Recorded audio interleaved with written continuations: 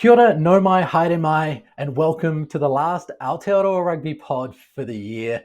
It's been a cracking year of rugby and we've got some awards to give away. So with you one last time until next season kicks off, I'm Ross Karl. Joining me as ever, James Parsons, Bryn Hall. Big year, lads. Jipper, you probably, I don't know how many rugby games you watched this year. Can you even put a number on it? If you average it out over the space of a year, about 1,000? Mate, I couldn't tell you, but I have watched a lot of footy this year.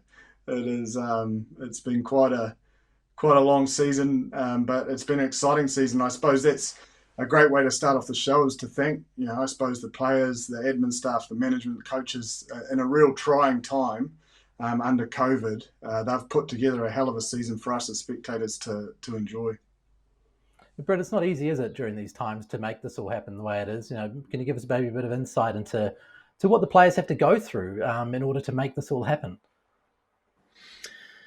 Yeah, it is. It's unfortunate. I think you kind of get used to it now with COVID being in and around, and obviously the new variant that's coming around, which could derail our Super Rugby Pacifica for next year. But hopefully the powers that be are working behind that, because I think for us as players, I think moving forward to next year, it's really important to be able to play the Australian teams at Drua and the Moana Pacifica in a full competition. But whether we go back to Aotearoa or there's two separate competitions to start the season, that might be a solution moving forward, because obviously with the new variant around. But I think more so it's just been adaptable. I think, Ross, I think it's been adaptable, and I guess knowing that COVID's around, and it's not going to be smooth sailing as we've seen probably the last 12 to 24 months. So, but we're fortunate enough that we've been able to play rugby, and as for the consumer to be able to play, we've been able to play rugby and put on a product for our fans, which I think most importantly is what we want to do as players, because these have been trying times, and I think for us to be able to give back and still be able to play rugby, it's been massive for the old mental health and being able to give people something to enjoy too. But hopefully moving forward 2022, we can get a bit of normality moving back, not just with the international schedule, but I think with Super Rugby and more so all around with competitions in the world as well. We're just dying to see Bryn Hall back on the rugby field more than anything. See a couple of those skip passes to the wingers from the Crusaders, maybe another title for the Crusaders next year in Super Rugby Pacific. It's been a long time, Bryn. Mate, it has, and I think it burns a little bit more. I think I've been fortunate enough to do it for a while now, but I think anytime you do get taken rugby away for even though it's a short period of time, you do get itchy feet. So I look at the Harbour boys, the Counties, and the Auckland boys that didn't get an opportunity to play in the NPC this year. I can only imagine that those boys will be raring to go, and I've even seen on the Blues page, those boys are training together already. So you can just see that a lot of men are ready to play, and it's going to add more fuel to the fire coming towards next year, which is going to be a massive season. With the new competition being available for next year. Okay, so this is our second year doing an awards show on Aotearoa Rugby Pod. This year we're going to bring in a prize. Unfortunately, because of COVID, it hasn't arrived in the mail yet. The Bryn Hall yellow bib for getting away with not doing contact training goes to our number one player of the year across men, women, the world, whatever it is. Wait for it, guys. It's going to be great to receive the Bryn Hall yellow bib. But first, we'll make our way through domestic tries of the year. We'll look at the World Rugby Awards. We'll also talk about the eligibility through the show, the change in the rules, which are obviously going to help the island nations out big time in Test footy. We'll have a look to next year, and that'll be pretty much us for the season. So let's start up front, Jipper. Let's look at the domestic male player of the year. Who's your pick? It's a tough one. I think there was a number of guys that stood out. I thought Luke Romano was really strong. James Tucker as well, a couple of locks there. But I ended up going with Stevie Perifetta from Taranaki. He was sensational from game one all the way through to the final. His ability off the tee, but also his ability to inject himself from the back was exceptional, and really put Taranaki on a 10-0 run, and with the championship to boot. So I think he was the best performing player at NPC. No surprise, it's a Blues player there. Bruno, who have you got? No, look, I think it was very warranted. So I hate Stevie P is definitely one of those people. I also had Eddie Anati, who I thought was fantastic with the Hawke's Bay, and was really a massive part for them being so successful this year. But I think for me, I picked Brett Cameron. I thought Brett Cameron was outstanding for Manawatu, and even for the fact that he couldn't play in that final, which you probably saw was probably the little bit of the difference in that championship final with him not being able to play. I think the fact that he was down in Canterbury with the Crusaders, and look, things didn't go his way with being able to play as much as he wanted, but look, I think his performance is more so in his running game, his ability to be able to game manage, and taking the learnings that he had from the Crusaders and, that one test with the All Blacks. I thought he was, definitely the standout player for me, and so for me it was Brett Cameron, and it's unfortunate that he's had to go to Japan because, look, I think he was playing probably his best rugby of his career, and it's unfortunate to see him go. Fair play to him too. He started off with a hiss and a roar, quickly going up to the All Blacks, and I don't suppose it's easy to persevere after having to go through that and then start again. So big ups to Brett Cameron for the way he's battled on and come up with a big performance this year. What about in the women FPC? Who was your player of the year this year, Jipper, in the FPC? Well, it's I suppose a little bit of an outside one, but centre wing for Waikato and Kelsey Tanetti. I think she's got a massive future. Still at school, I think. So she's a real, I suppose, energy player. Brings a lot of impact and decisive plays in the game. And obviously, with my relationship with their coach, James Semple, he speaks extremely highly of her and thinks she's got a massive future as well. So she carved up all year. You in the same boat there, Bryn? I thought she was outstanding. I thought she was great, and I think it's definitely a good player to pick. But I actually picked someone from Manawatu. I think Karis Dellinger, the first 5 out of Manawatu, was outstanding for them and was a massive part around their success. And look, I've obviously picked Brett Cameron, and I've obviously picked Dellinger from Manawatu. But look, I just think, for talking around first 5s for the future, she's been in and around that kind of environment, coming up through that system, and I think just with back-to-back performances she's been able to put through consistently, especially this year with that dominant Manawatu team. I probably see it as a position that, she's been watched for a little time now, and the likes of Brazier that are up at the next level. I think it's a great opportunity for her moving forward. I wouldn't be surprised if she's a girl that that plays in that Super Rugby competition, and then there could be a possibility of her jumping into that Black Ferns team later that World Cup year. Well said. Are you pushing for a green and white hoops jersey? Are you? Yeah, apparently it's just kind of worked out that way, hasn't it? But look, you got, especially in that competition, the Farah Palmer. I thought they were, they were the best team in that championship comp, and look, she was one of the focal points in that team for sure. What about Super, Bryn? Who do you like out of Super? Who was your number one? Yeah, I had a couple. Look, I think Artie Severe, he had a great year, and no doubt he's actually going to be probably nominated for World Player of the Year. I think more so when we talk about New Zealand players, international players of the year. But then I think Cody Taylor was massive in Super Rugby Aotearoa, especially. He had some outstanding performance and was probably one of the best players in that comp. And then I had David Harville as another option, who I thought was outstanding and fantastic in their number 12 jersey and getting that kind of, game time at 12 and being able to play consistently. But I actually went for Damien McKenzie. I thought Damien McKenzie, especially in Super Rugby Aotearoa, there were a lot of times where he won the game on his boot, and then the fact that he was going from 15 to 10. Look, I don't think the Chiefs win a lot of those games without Damien. His ability to be able to play 10 and 15 and getting some massive goal kicks in that Super Rugby Aotearoa competition. Yeah, he was superb, wasn't he? Jipper, what about you? Yeah, look, one of my options was Damo. I think Dalton Papali'i was really strong throughout the whole campaign. Artie Savia, as Bryn alluded to. But I think Davey Havili, purely for the impact he had, when he was missing in Trans-Tasman, it was a noticeable hole because of what he delivered so well in Super Rugby Aotearoa. And I just think, the form that he had going through the whole of Super and then into those first few test matches, he was just on fire the whole comp. So I think he's a worthy winner. And it showed in his All Black selection in the end, didn't it, Bryn? Like, you just couldn't ignore him. Yeah, you couldn't. He was warranted on his selection. For a guy that had gone through a couple of years, arguably you'd think he should have been in and around that environment with just how consistent he was and how influential he was for us in the past 3-4 years. But for the fact that he played really, really well in that Aotearoa, and like Jip said, we did miss him massively in that Trans-Tasman competition, especially in that last game when we played against the Rebels with a late call out in that game. But yeah, then obviously played really well during that series with the Fijians and the Tongan game as well. And then again, I think it was more so just getting the opportunity to understand what it is to be a 12 at international level. So look, I think he'll be relatively happy to be back in that environment, but knowing Dave, he's a competitive guy, and so he'll want to be able to take the learnings and the experiences of probably those last 2 test matches and even the South African test matches moving forward into 2022. What about coaches? There's obviously some teams that have done some incredible things this year. The Blues, obviously built towards something they've been building to for a long time and got that title, Jipper. Leon McDonald on your list? Yeah, he's definitely there.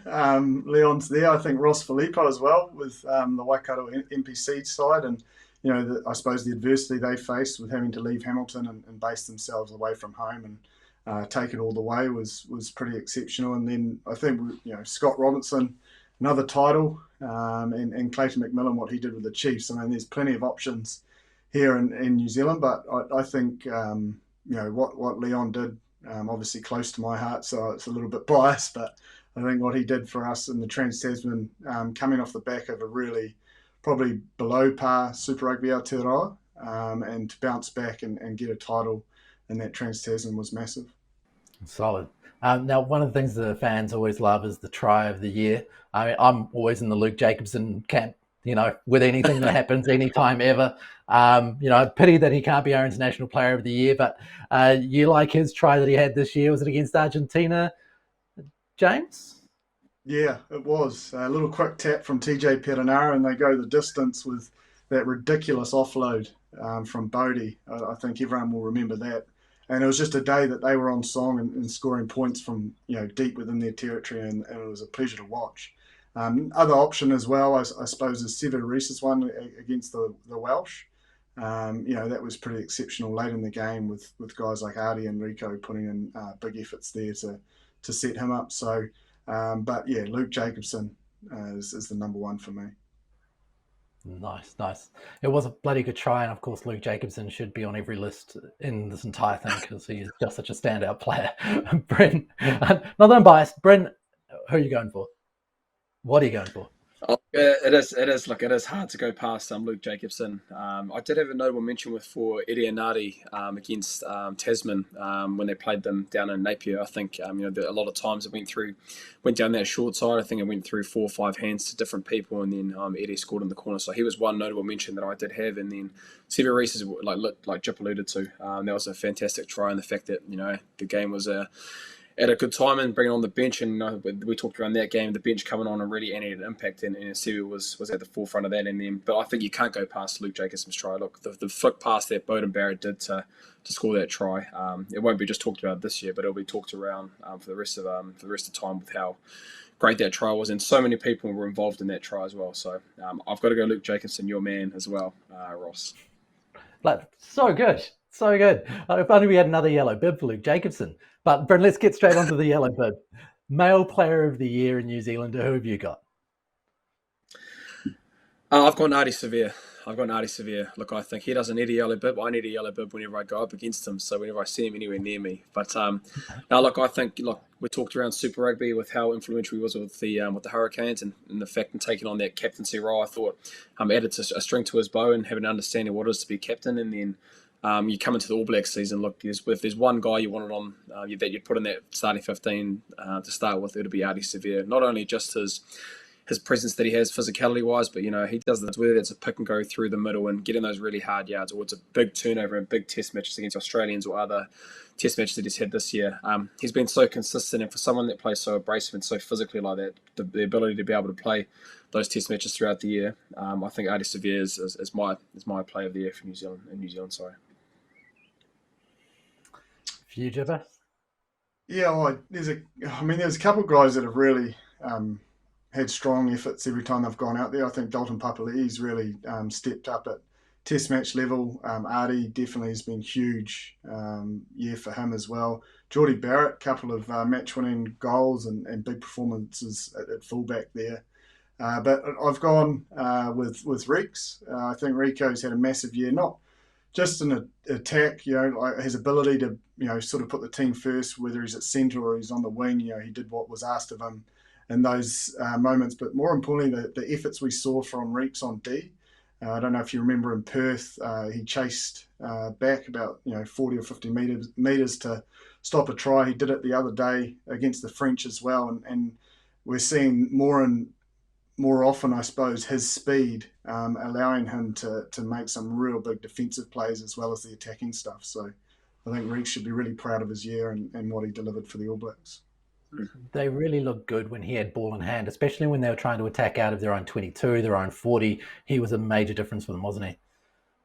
Yeah, it's just that injection of pace, man. It's just so lethal, and that's what we haven't seen it. I suppose in the defensive side, we've always known him for the attacking, but some of those, I think he got up to 39 k's or something when he was chasing back.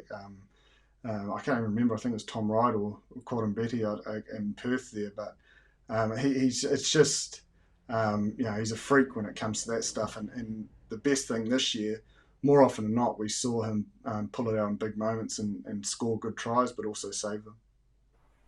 39 Ks. Brennan, what are you clocking? Nothing around there, mate. Nothing around there. Absolutely nothing. He'll give me a bloody meter head start and I still won't catch him. He still won't he'll catch me, sorry. Do you all know exactly what your top speed is in kilometres per hour, Bryn? Is it given to you? Everyone knows how fast they are at top speed? Yeah, there's the GPS units that you wear in trainings and in games. So, any top end speed, it's accumulated, and then you get to be able to see it at the end of the week. And so, I remember a big jipper on my left actually would always see their GPS numbers and saying how fast he got in trainings and how fast he got into his game, just seeing how quick he was. So, it's good competition as well. Good competition between the boys, and there's always a good bit of banter if you're slow or not, or if you've got a bit more speed. So, it's always good. Go on then, Jipper. What is it? Oh no, I actually can't remember what my top one is, but I'd say I probably hit my fastest would have been, I suppose against Auckland. There was an intercept, so I had a bit of meters to get wound up, and then I suppose against the Waratahs, I scored a try from far out, which would have led to a few high Ks. But I actually can't remember. I think, to be fair, I got most of my fastest times at training. I was blowing too much in the game. So what's class then? What's world class? How do you know that this guy is super fast in a rugby context? Like, what is the pace that you want to be above? Oh, look, I think if you're an outside back, that anything over that kind of 34 to 35 k an hour right jump, that's the real elite kind of. There's another measurement as well. They do meters per second, and I think if you're over 10 meters per second, you're humming. Like that's a good 100 time, and I'm pretty sure Reeks is close to 11 was his best. I saw him get at training, 11 meters per second, which is going. Because would you say, Jimmy said 38, 39 k? That's what Rico was at, yeah. Yeah, I think so in that game. Yeah, so just to give it back, so Will Jordan's the fastest at the Crusaders, and he's like 36, 37. So it just shows how fast Rico is. If those are the numbers, and if Rico's at 38, 39, like Jip's saying, then it just shows that we know how fast Will Jordan is. He's an extra 2 kilometres faster. So there you go, Ross. That's how you know how quick Rico Ioane is. That's incredible. Like 3 Ks an hour. If you're going to crash into him, there's a big difference there, right? Yeah. But you can see it. That try scored against the French is like there wasn't much of a gap there, but he just, he's gone. And he can get up to that speed so quick. He doesn't need 20 meters to get humming like this old bull. He can just get there straight away. Yeah, speaking of this old bull, we're adding in another prize to this thing. Bryn, I just want to go to you first for who you think this might be. Retired player with the best rig in New Zealand. Who could that be?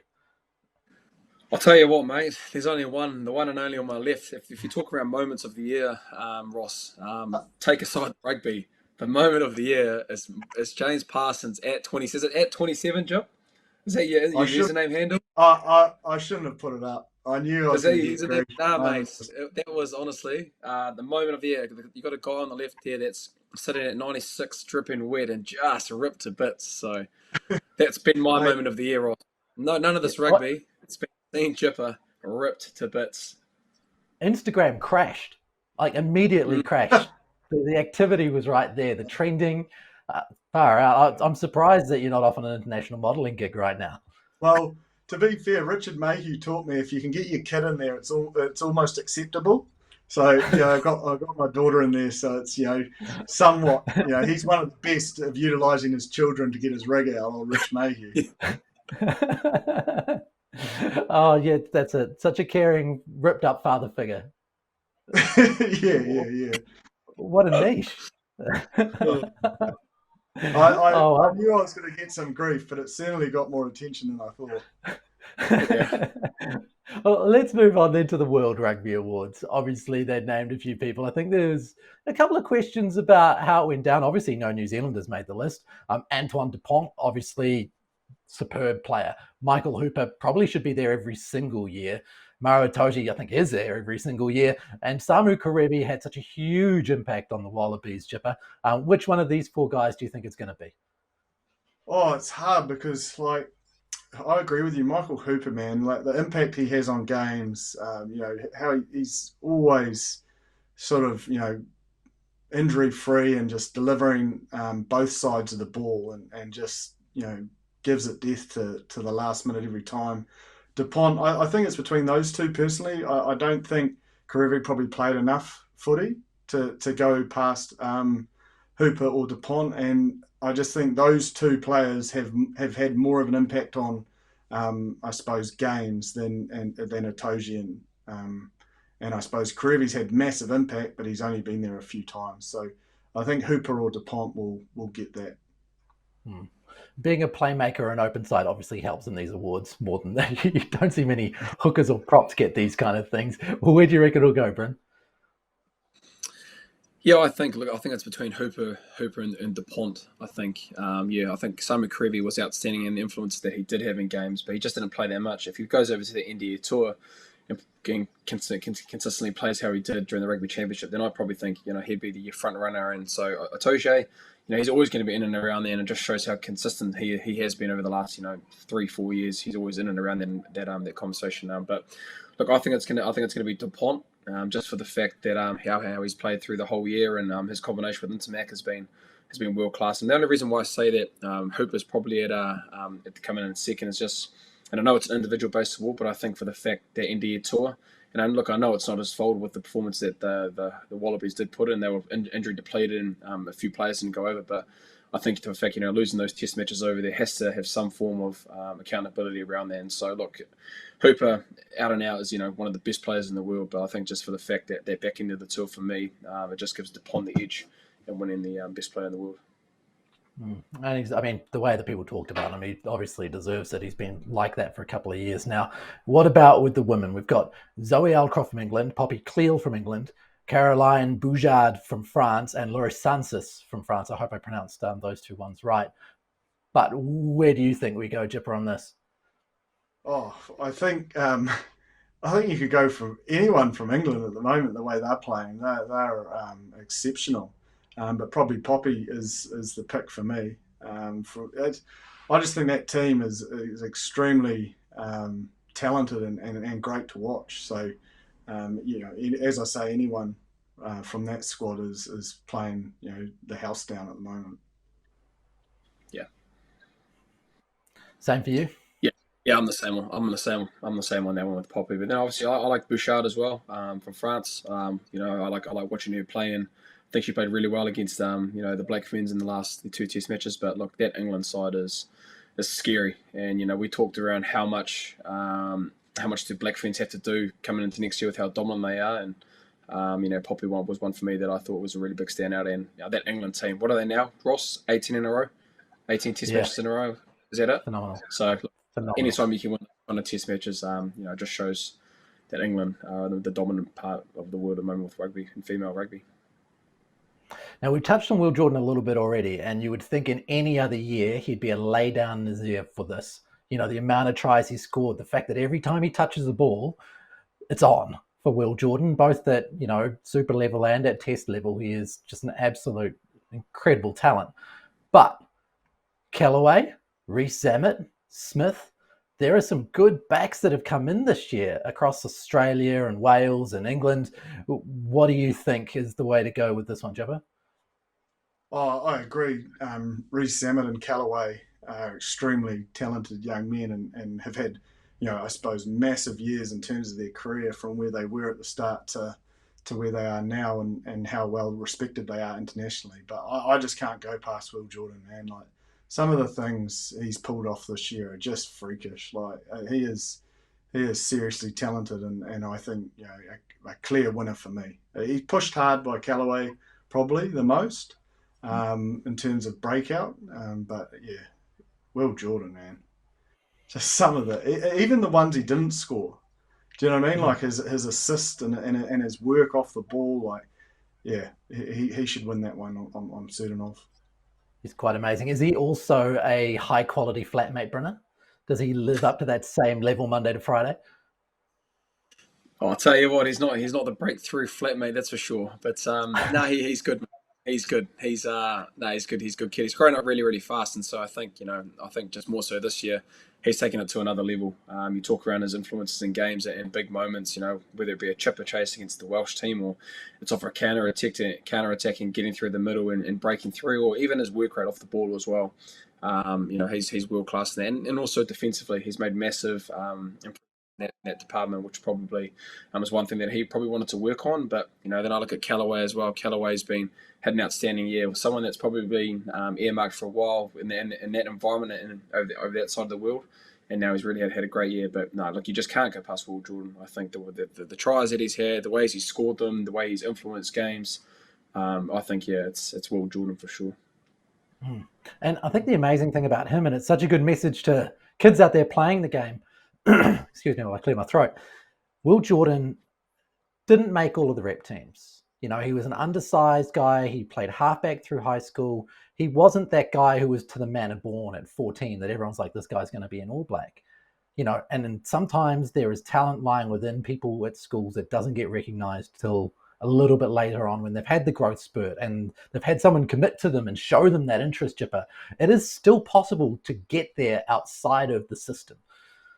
Oh, massively. And I think what it teaches you at that age is when you have a bit of adversity, you sort of learn how to work hard, and your want and your desire to get to the top is a lot stronger because they've suffered that I suppose heartache earlier on, and I think that's what, like, these impacts that Will's having on games isn't by luck. Like he's working so hard off the ball that he's creating more opportunities than not to be involved and have the opportunity to make a difference in these games. And I think that's a cornerstone of that growth and his work ethic through his younger years. He's still so young now, but you know what I mean? Like back through missing out on those teams is now probably his biggest strength. Yeah, looking at the next award coming from the World Rugby Awards, the Coach of the Year. Now, obviously, Alan Bunting and Corey Sweeney from the Sevens team with their gold, those guys are legendary with what they've done with that side over the last, 4 or 5 years. Dave Rennie, of course, is making the Wallabies look better and better and better, soon to hire Jipper within his coaching staff after all the praise he's been given this year. Simon Middleton from the England women, they look so slick. We've waxed lyrical about them. The other person on the list is Ian Foster, who, despite being on that list and winning a couple of trophies, is copping it sweet right now in the New Zealand media and in a lot of conversations around the place. Where do you guys think this should go? Obviously, they'd made some of these decisions before the latest results. Who wins this? I think based on results, Middleton or Bunting and Corey Sweeney, like gold medal at the Olympics, it's the pinnacle event. You'd have to think in this year that's got to play a big part in picking this. But also, we've obviously spoken very highly about the dominance of that English team coached by Middleton. So I think those are your two front runners. Same for you, Bryn? Yeah, I think so. I think, you look at the sevens coaches. I think the fact that they did win that gold, and, that's the pinnacle if you're looking around in the sevens, that's winning a gold medal. And so, the fact of how dominant, if you talk around dominancy with the English woman, the dominance that the girls have had in the sevens as well is massive. And then I think, with Middleton as well, the fact that you can win 18 test matches and been able to be so consistent in doing that for a long period of time. Again, and it's not just the fact that they're winning games, they're dominating teams. And you look at the Black Ferns, you probably think are one of the top two in the world before going over. The fact that they beat them that convincingly in 2 test matches, arguably probably the best team in the world, especially in the women's game. But anytime you have consistency around that for longevity, you've got to be rewarded. So I think it's I agree with Chip. It's going to go one or two ways that way. The most entertaining coach of the year probably goes to Rassie Erasmus. But what about team of the year overall? Who's the team of the year internationally, Jipper? Oh, that's a hard one because there's been a lot of inconsistency, like throughout the year. If you look at the Six Nations, Wales obviously winning that, England and Ireland, a couple of losses, and the French, sort of, awesome one week and then, losing games last minute the next. And then we obviously know that the Southern Hemisphere teams really struggled, on the end of year tour. So it has been a tough one, but I think the Springboks, after not having played for so long, then the Lions tour, and then they've had some losses, but for the most part they've held up the world number one ranking. So I think they have to be the worthy team of the year, for what adversity they faced, coming off the back of no rugby together, to put the year they've put in. I think was massive. Some solid headlines from the box this year. Bryn, you like them as the best team of the year?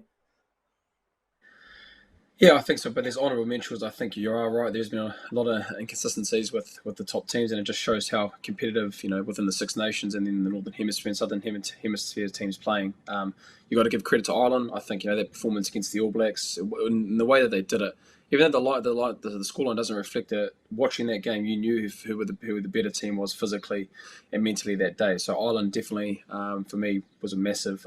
Enjoyed seeing them, but I think South Africa, anytime you can do the Lions series and be successful around that, and then coming into the Rugby Championship and finding their way through the early part of that competition, and then beating the All Blacks in that last game was a massive feat, and then going over to the Northern Hemisphere there as well. I definitely think it's South Africa this year, and you think about the preparation they've had. We talk around the preparation with other teams. We look at Argentina, who really struggled with the preparation side of things, and even the All Blacks, the fact in the last two test matches, just for a long tour and not being the usual status quo tour and year. But South Africa found a way to win, and for me, they're probably deserving of that number one world ranking in the world. Totally. Now, moving on, we've had a couple of other changes in World Rugby over the last little while, which could affect these rankings in the next few years, and that is the change in the eligibility rules, the ability for people to swap nations with a gap of 3 years if they've got parents, grandparents who are from their nation, or they're from there themselves originally. Now, of course, this is going to be huge for the islands. I think we all agree that this is great for Pacific rugby and that they can really call on the talent that's there. The other thing is that, will it make the big change that is going to even everything up, Jipper? Is it enough? Is it a token gesture that will help? Is it something that's going to change it for all time? Do you think it's enough, Jipper? Oh, I think it'll help massively. The type of player and the skill set and the professionalism that would be coming into these environments. When you've got senior players, they're like an extra coach, and we all know that most of the best sides are, I suppose, led really well, and there's a strong, if we look at the current list, a strong number of leaders and skillful footy players coming to this environment. So that's only going to uplift everyone else around them. And I think we just spoke about the inconsistencies, or the up and down nature of results, but how much more enjoyment and excitement has that brought to World Rugby? Because you're actually turning up to test matches now and you've got no clue who's going to win, because it's that tight. And this is only going to further enhance these test matches to be tighter, which is growing our game globally, and the product is more addictive to watch when you're unsure with who's going to win. So I think it's a great step in the right direction. I'm really excited to see some of these players represent their nation, their second nation or First Nation, however they see it now. It's going to be interesting. Like, I don't know if it's enough or if it's not enough, but I'm looking forward to watching it unfold. We've already seen Artie come out and say that he'd love to go and play for Samoa, Bryn. How many All Blacks do you think could possibly do that? And I suppose an extension of that question, does that change the way that players plan their careers? Do you look at it and say, well, I want to play for both of these countries. When am I going to do it?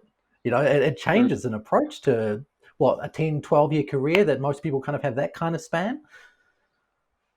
Yeah, I think it does. It opens up those avenues of being able to play for both nations, and so you think around it. Let's say for example, Artie, for example, wants to play, 5 6 years or another 2 years in New Zealand for the All Blacks, and then decides to go overseas for whatever reason. As an example, there is a possibility after that 3 years he's going to have the opportunity to be able to do that, and so not just Artie but other players will be able to have that opportunity. And you're right, Ross, you can start planning around playing for being an All Black, a Wallaby, English, playing for the English, but then having the opportunity to be able to go and play for your home nation, or your birthright, or your parents, or your grandfather or grandma's from. So I think it's great that those avenues have been open, but I think first and foremost that it has been open. It's just going to be so good to be able to have a competition and having competitiveness within the island nations, because we know what they give to World Rugby, not just just for us as a country, but everywhere around the world.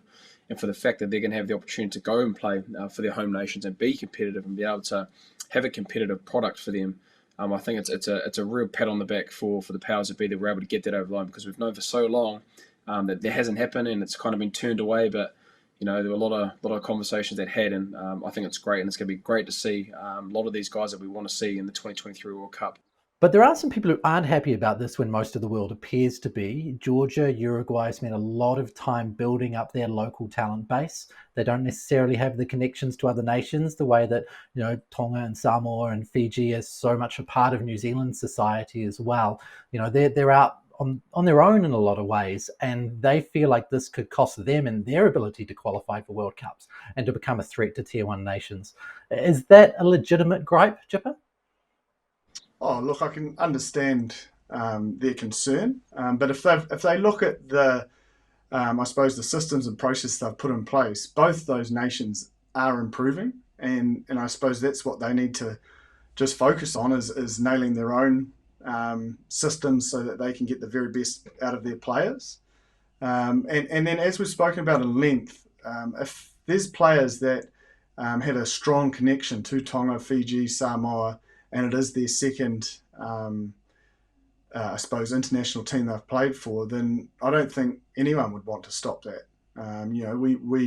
We have spoken about it on here is that they are Samoan Kiwi or Samoan Australian, and that's how they perceive themselves, and that's how they want to be represented. So for them to have the opportunity to go and do exactly that, I think is fantastic. And that's probably it, isn't it? Getting an understanding of how this actually works on the other side of the world. It's not black and white when it comes to identity and nationality and family and all those things. You've got to really understand it, don't you? The other side of this, Bryn, is that players could swap between Tier 1 nations. Akira could go and play for Japan. Hoskins Atutu, I'm told, could play for England. James O'Connor and Quade Cooper could play for the All Blacks. Does that seem, I suppose when you open up a set of rules, you've got to do it that way, but do you think that could legitimately happen? Oh, look, I think the players, James O'Connor and Quade Cooper, I don't think they're going to, be playing for New Zealand anytime soon at all. But I think what it does, I think the main thing, it brings competitiveness to international rugby. And so we've talked around, the 6 or 7 teams that, if there's a World Cup right now, we've talked around how the Northern Hemisphere teams have really jumped on board and moved up in an upward direction. Probably the Southern Hemisphere are lacking a little bit in that department. But then you add the Pacific Islander nations, Fiji, Samoa, Tonga, and they have players of that caliber, which I think is really important. It's the caliber of players that you can bring into that environment and then be able to grow from that. So I think for World Rugby and our competition, for us to be able to have more viewers, to bring more people in to watch rugby, the more competitiveness we have in international rugby, it's only going to be better for our product and for rugby moving forward, and making more money and getting more eyes on the product, which is probably the most thing that we want as rugby players. Yeah, it's good, I think, for the game overall. What about we look at the All Blacks for next season now? 12 out of 15 this year. Jipper, are they in a place where they can build from this? And how would you rate maybe out of 10 this year and where it lets them stand for next year? Yeah, well, I think it's, it can be judged on trophies. Like there's a lot of trophies in the cabinet, a lot of special key ones in the Bledisloe Cup and the Rugby Championship and a number of other one-off games. So I still think they're around a 7 out of 10. I know for their standards, they probably see it a little bit lower than that. But, in terms of bringing back what matters, we don't like losing tests, but I think it could be a great turning point and an ability for them to take stock and move in the same direction that the team took in 2009, leading to the 2011 World Cup. And I don't think it, as I've said before, I just don't think it's as doomsday as it may feel at the moment for us. I think there'll be a lot of positive change to come off the back of it, and we'll be a better squad going into 2023. And look, I'm not just saying we focus on the World Cup either. Like we're an All Black team that wants to win every test, but it does give us the ability to take a longer at this and make some shifts. Hopefully that they impact us straight away. But if not, then we're building towards that World Cup. And the key shifts, Bryn? What are the key shifts here for this team? Oh, look, I think any time, we've had trouble in test matches, you look at the couple, the loss against South Africa and then against Ireland and France. I think we've talked about it at length. And when the All Blacks are going really well, it's playing at high tempo and being able to get that ball out quick with Nuggie or whoever's selected at 9 and getting that ball out quick to our decision makers and our guys out on the edge and letting them do what they do. So I think it's been able to winning the breakdown and being efficient at the breakdown like those Northern Hemisphere teams. You look at the Ireland, the way that they would be able to hold on for the ball for long periods of time to be able to get a penalty or to go for goal or to be able to score tries off that quick ball. I think that's one thing that we need to get back to, and no doubt that's probably one thing that the coaching staff will be wanting to get better and being better in that for longer periods of time.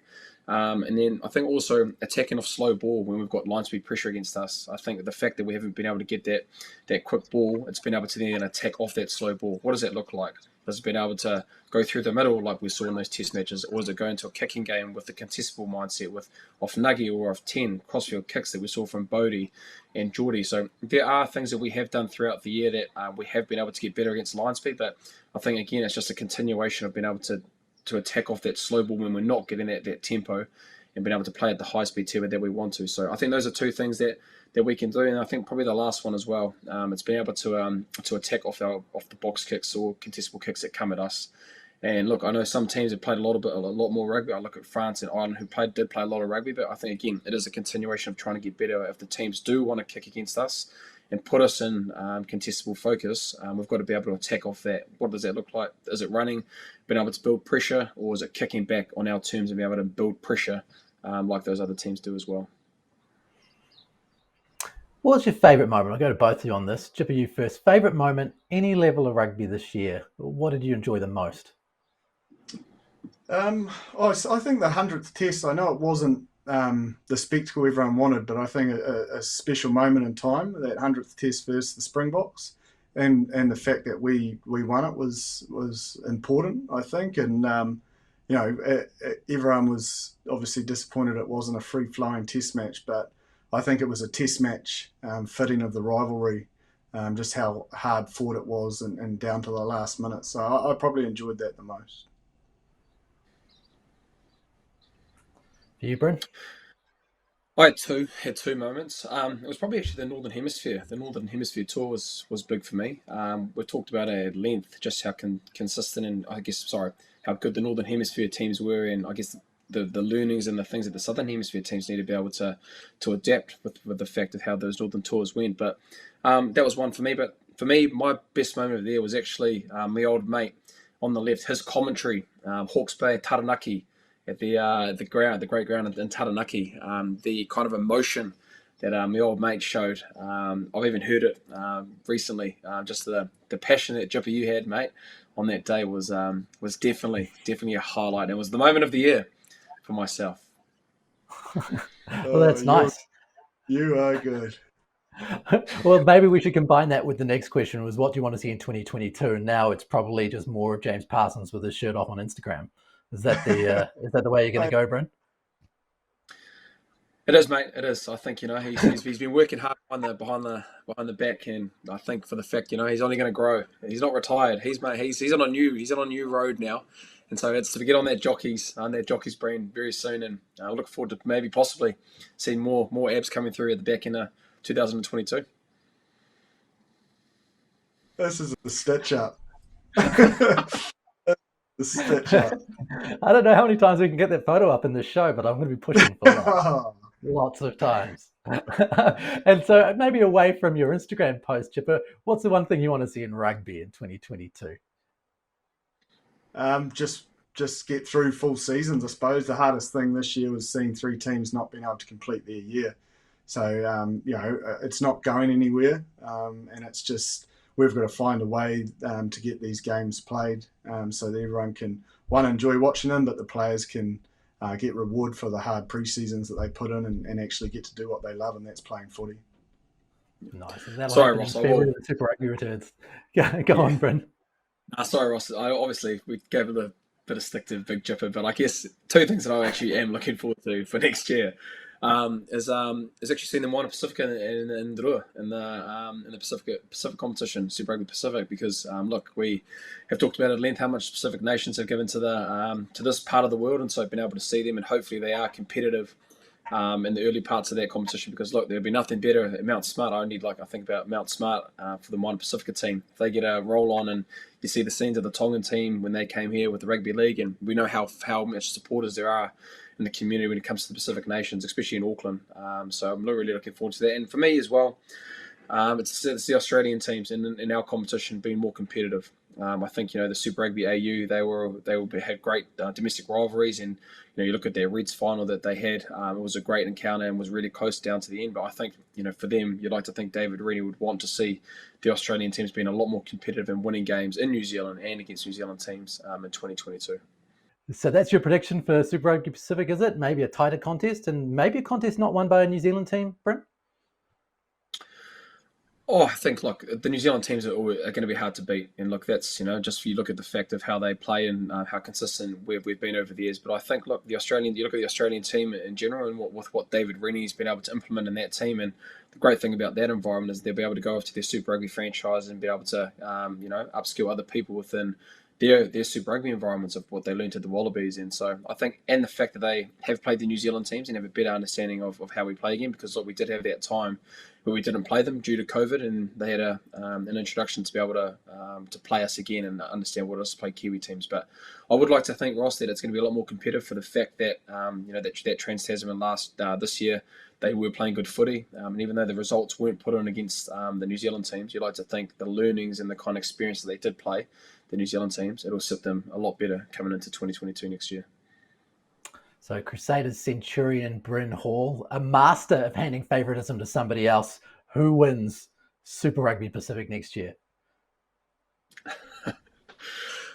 Oh, look, I think we talked about it at length last week. I think we've always got aspirations to win competitions. And look, I think we've been fortunate enough to have a lot of experience around that and what that looks like. But, you look at the Blues and how well they're recruited, and having that win in Trans-Tasman as well. They're probably a team that I think, would probably be front runners other than ourselves. And you look at any other New Zealand team as well. The Chiefs will have Brodie Retallick back, and there's been some great signings in other New Zealand franchises. And then, you look at the Reds and the Brumbies as well.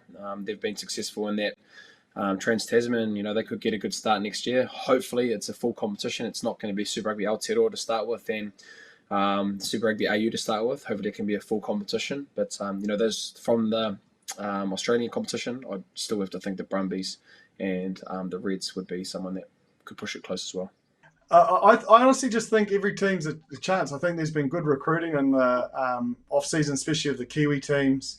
I certainly think those 2 Aussie sides and the Reds and the Brumbies have got squads decent enough to for a finals berth. So I think it's exciting with the 2 new teams, the sort of unknown of what they could bring as well. So I don't think you can ever go into Super Rugby confident, but I think if you're within those environments, there's enough around you to believe that it could be your team that wins. But my heart will always be supporting the Blues, no doubt about that. But as long as a New Zealand side wins, I'll be happy. Well done.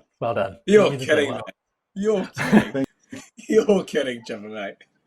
You've got that Blues jersey at the back, mate. Just tell it how it is. You've recruited well. Mate, that's hard earned, brother. That one right there, that's hard earned, mate. Okay, and on that typical note, That is a great way to end the Aotearoa Rugby Pod for another year. Thank you all for joining us, whether you're listening or watching online with RugbyPass or you're watching on Sky. We really appreciate you tuning in. The boys put in a lot of effort, so thank you to Jipper, thank you to Bryn for the effort that you put in to making sure people get really cool analysis and good insights. Thank you also to Kingsley Hockley, who's kept us going, our director, when we're all over the place. Alex and Ra from RugbyPass for producing the show. You guys have done a wonderful job. And from me, Ross Karl, thank you all for watching. We'll see you all again next year, the Aotearoa Rugby Pod. Have a wonderful Christmas and New Year's. Mā te wā.